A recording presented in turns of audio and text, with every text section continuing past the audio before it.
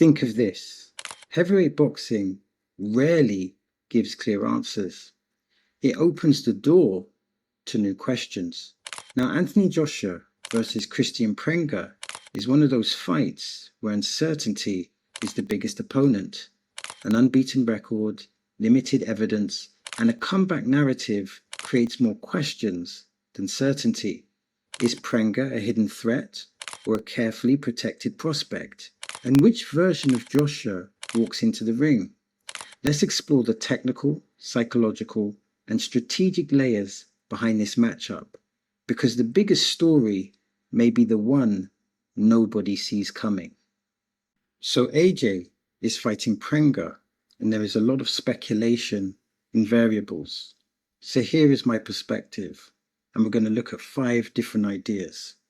Idea number 1, how good is Prenga? 20 wins, 20 KOs, a flawless record. However, there's some questions. How good is the opposition? And is this a protected record? And even if it is a protected record, it doesn't necessarily mean that he's a bad fighter, but it also doesn't necessarily mean that he's a good fighter. And I think this fight is going to reveal Prenga's level. Here's another political question. Does boxing have a protected records issue, and why? It seems that in boxing, protected records is a big thing, where you get boxers that may not be the best, but their records are flawless. Another important question is, maybe it's not dependent on which Prenga turns up. Maybe what's more important is which AJ shows up. Is it the AJ that fought Klitschko? That AJ was vicious and able to make adaptations. Or is it the AJ that fought Daniel Dubois? I guess time will tell. And the next idea is the no film problem. Elite analysis relies on tape, and Prenga has almost none.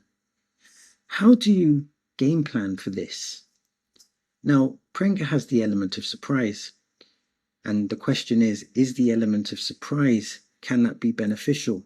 When Rico fought Usyk, this fight, for some, revealed the element of surprise. However, Rico and Usyk is a different context to Prenga and AJ. Let me explain. Rico was a great kickboxing champion that had kickboxing champion experience, or had championship experience. Prenga does not. Prenga is absolutely entering a new level. We are not sure if Prenga will be able to handle the pressure of this environment. Again, only time will tell. And then the third idea is the power paradox, the 100% co-record. It sounds good on the surface, but it's built on untested opposition, which tempts AJ's team to maybe write Prenga off completely. Here's a question. Is Prenga a puncher, or does Prenga have power, or is he a power puncher? Because you can be a boxer that has power, but not necessarily a power puncher. My curiosity, or my assumption is that Prenga probably hits hard, but is not a power puncher. Because if you put a power puncher in the equation, then the risk goes up exponentially. And here's another question. Even if Prenga does have power, and his record suggests he has power, does he have power at the elite level? Because Anthony Joshua is a former 2-time heavyweight champion. He has operated at the highest level. You can be a power puncher at the British level, you can be a power puncher at the Commonwealth level, but you may not be a power puncher at championship level. So these questions will probably be answered when they step in the ring. And then the fourth idea is AJ's ghost, the psychological layer. This is a comeback, and the chin question hasn't gone away since the Dubois night. Is Joshua rebuilding a fighter or rebuilding a psychology? Now, when we talk about the fight against Daniel Dubois, a great fight, massive fight, it's important to understand the context. Dubois was sensational that night. And AJ was not beaten psychologically. I don't agree with that. He was knocked out in round 5 with a beautiful counter right hand. So Actually, in round 5, AJ was making a comeback, and then he took a risk and he walked into a great counter shot. Perhaps styles make fights, and maybe Daniel Dubois has AJ's number. Who knows? However, even though I would contend that AJ was not beaten psychologically in that performance, I will agree that there was mistakes in that performance. There was not enough jabs. He didn't control the tempo, and he was unable to contain the viciousness of Dubois. If you look at Dubois versus Usyk, Usyk was able to contain Dubois.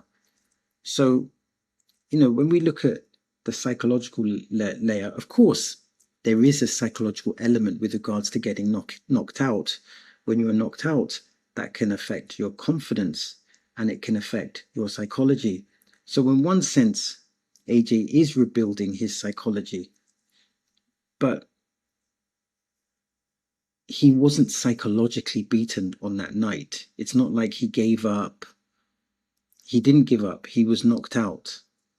If he could have continued, he would have continued. He couldn't continue because the counter punch was a knockout punch. Will that have some negative psychological impact on AJ? Potentially. And only time will tell if he's able to make the appropriate amendments. Maybe AJ doesn't know how he has been affected with regards to that performance. It's important to recognize, Daniel Dubois was not his last fight.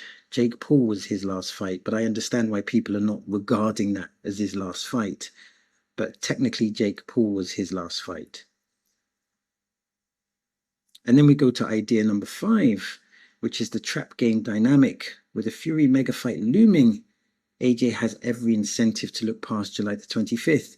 Is this the classic looking ahead ambush every great heavyweight sometimes walks into? For me, from my perspective as an outsider looking in, AJ needs to be focused on the task at hand.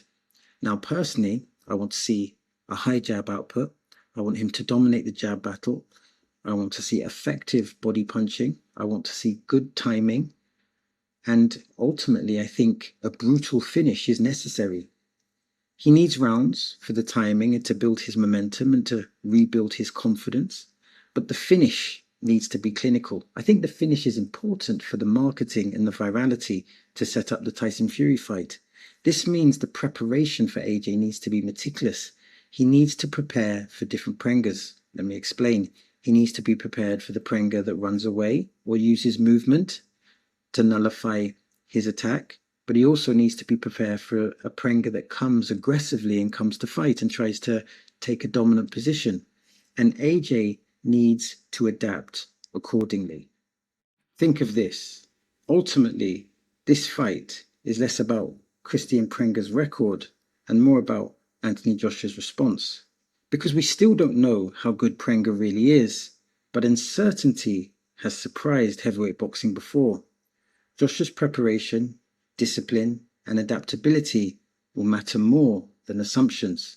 If he controls the jab, invests in the body, stays patient, and finishes clinically, he should win emphatically. But if he overlooks the challenge, then the risk increases. So that's the end of the video. Now I'm trying to build a digital boxing community, and that means I'm interested in your thoughts, I'm interested in your perspectives, and I'm interested in your observations. Now, if you want to support the channel, press like, hype, and subscribe. And if you want to watch more content like this, then simply click here or click here. As always, thanks for your time. It is much appreciated.